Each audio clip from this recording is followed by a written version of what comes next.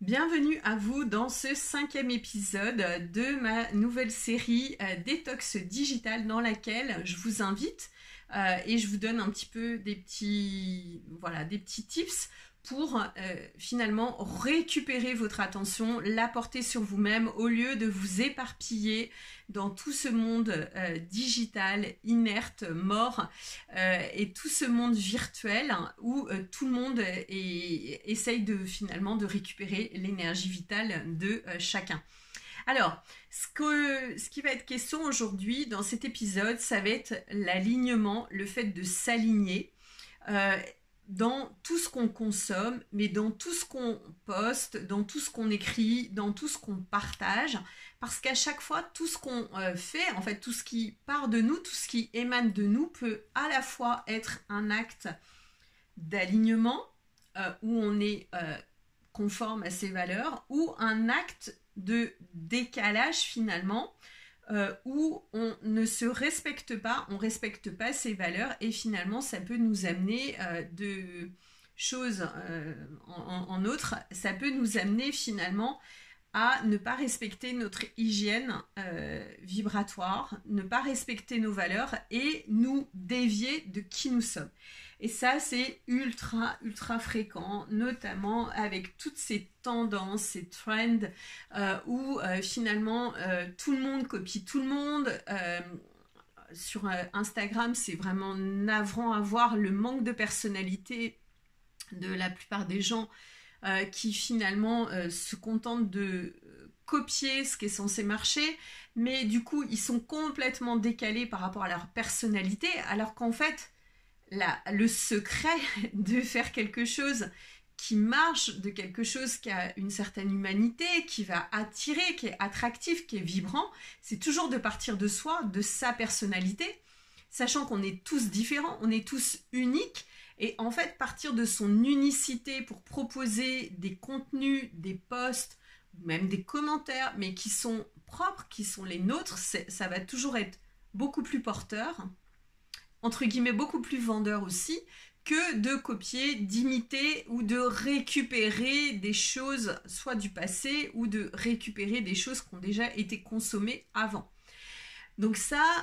c'est aussi une attention à porter sur ce qu'on écrit, ce qu'on partage, ce qu'on commente, ce qu'on consomme, pour pouvoir récupérer finalement son alignement et que ce que l'on va partager finalement sur les réseaux soit en adéquation avec notre véritable identité, pour qu'il y ait une cohérence entre ce que vous voyez, ce que vous écrivez, ce que vous entendez et en fait qui vous êtes vraiment en fait. Et c'est ça le plus important. Alors on a eu à une certaine époque la période des filtres catastrophiques par rapport à l'image notamment de la femme avec ce teint complètement lisse où on ne voyait même plus les pores, avec des personnes ensuite des femmes qui sont complètement esclaves de ça et qui n'osent même plus finalement poster des vraies photos d'elles ou se filmer sans filtre. C'est quand même pour moi la fin d'être esclave et prisonnière de la propre image qu'on a déversée sur les réseaux et de ne plus pouvoir sortir finalement de cette dépendance à un filtre, de cette dépendance à un masque. Voilà, c'est vraiment désolant, mais malheureusement, voilà, par plein de faits, de manque de confiance, de effets aussi de groupe, effets de followers,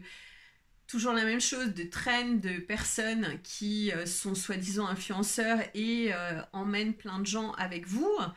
eux. En fait, moi, je pars vraiment du principe que c'est de la responsabilité de chacun d'être à même de mettre une distance entre ce qu'on regarde, d'émettre éventuellement un jugement ou pas, et de se l'accaparer ou de tout de suite être absorbé finalement dans l'énergie de l'autre et être amené à le copier ou l'imiter. En tout cas, c'est vraiment dommage pour l'unicité de qui l'on est, pour le caractère unique de notre personnalité, que de copier les autres et finalement vous allez être en décalage fréquentiel vibratoire. Ça c'est sur le plan énergétique. Vous pouvez l'être aussi en décalage aussi par rapport à qui vous êtes quand on vous voit dans la rue et l'image que vous renvoyez sur les réseaux. Donc l'idée c'est d'être le plus fidèle à soi-même, hein, la plus fidèle à soi-même pour être dans une certaine authenticité et toujours avoir ça à l'esprit que justement cette détox digitale elle ramène aussi à soi et elle implique finalement cette responsabilité d'être et cette authenticité de reconnaître notre unicité, notre souveraineté et finalement d'en faire une force et de la préserver. Donc l'idée là c'est vraiment de préserver justement notre caractère incroyable, notre caractère unique, notre différence pour pouvoir être cette voix aussi dans le monde et pour pouvoir finalement vibrer ses propres fréquences de la façon la plus belle, la plus haute possible, tout en se préservant finalement des influences extérieures. Et ces influences extérieures, comme on l'a vu dans les 4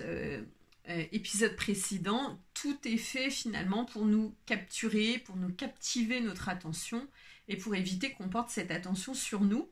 Donc on a les suiveurs versus les créateurs. Donc il y a ceux qui créent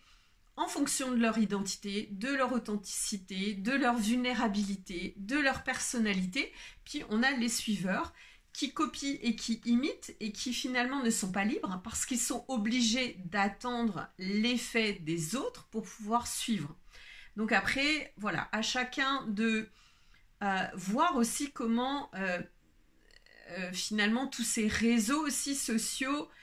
nous rendent esclaves. Et là, par rapport à la détox digitale, j'avais envie aussi d'aborder, par exemple, l'effet Instagram, qui est pour moi vraiment un asservissement voilà, auquel je n'ai pas envie d'appartenir. Donc, ok pour moi d'utiliser Instagram, à moyenne dose aussi, et pas du tout ok pour moi d'être utilisé par les réseaux, par les algorithmes et par Instagram notamment, et pas du tout ok aussi que comme un patron qui nous donnerait des ordres et nous demanderait de faire un truc le matin, de changer l'après-midi et le lendemain qui transformerait toutes les règles et les lois. Moi j'ai pas envie de vivre ça, donc voilà, j'ai une relation avec Instagram que je fais en sorte de garder la plus saine possible parce que j'ai vraiment conscience que, comme dans la réalité, notamment dans les relations amoureuses et sentimentales, je m'égare un peu mais vous allez voir le rapprochement, on peut avoir aussi des relations toxiques avec les réseaux sociaux. Et pour moi, avec Instagram, c'est vraiment le cas. Je trouve que YouTube permet une plus grande liberté parce qu'après tout, on publie quand même à son rythme. Alors certes, on est un peu moins vu, mais ça ne nous empêche pas. On ne perd pas notre contenu. C'est pas du jetable, c'est quand même du contenu qui reste sur plusieurs années. Voilà, on est libre de poster plus ou moins et on n'est pas dans cette boucle infernale de publier du contenu finalement qui est vite déclassé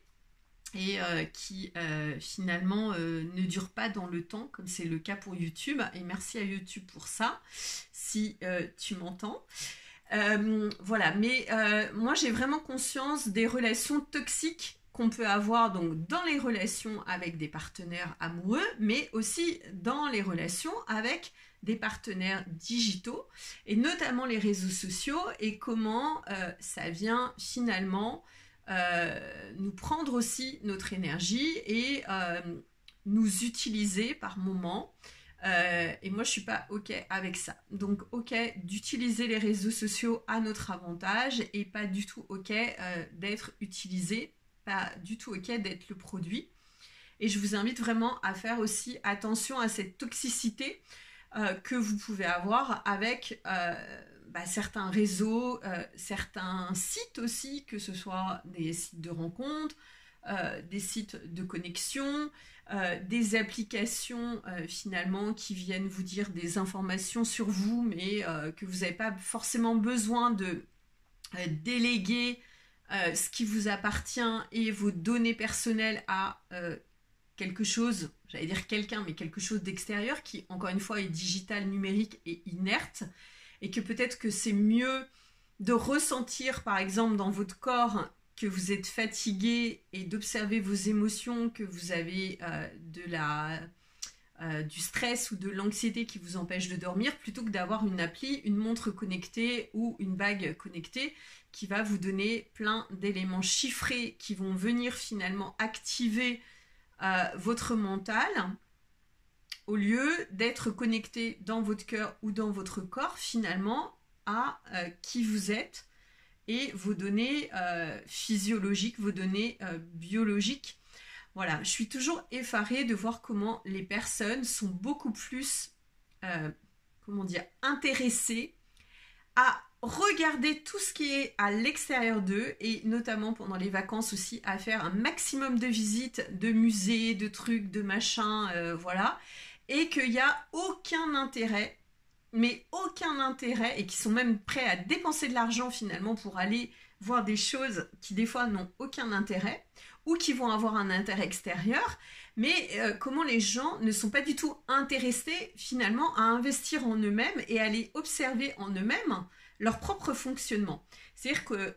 la plupart, on est très fort pour aller s'intéresser, aller faire des visites, avoir des sorties, aller écouter des trucs des autres, aller regarder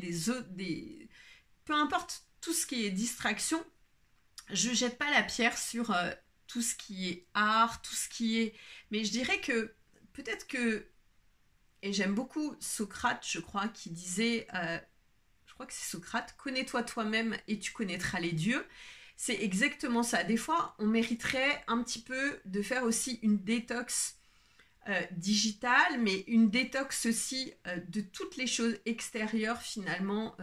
qu'on se donne et qu'on se stresse des fois à faire pendant les vacances, d'aller faire telle visite parce qu'il faut absolument avoir vu tel lieu, et qu'on est incapable de connaître ses propres émotions. Et moi, c'est vraiment l'enseignement que j'ai envie de transmettre. C'est vraiment l'objet de mes accompagnements, de vous focaliser d'abord sur votre propre connaissance de vous-même, de votre intériorité, de votre intimité, de vos émotions, de votre mental, de voir comment des fois vous êtes mal et de être en capacité d'apprendre à gérer ça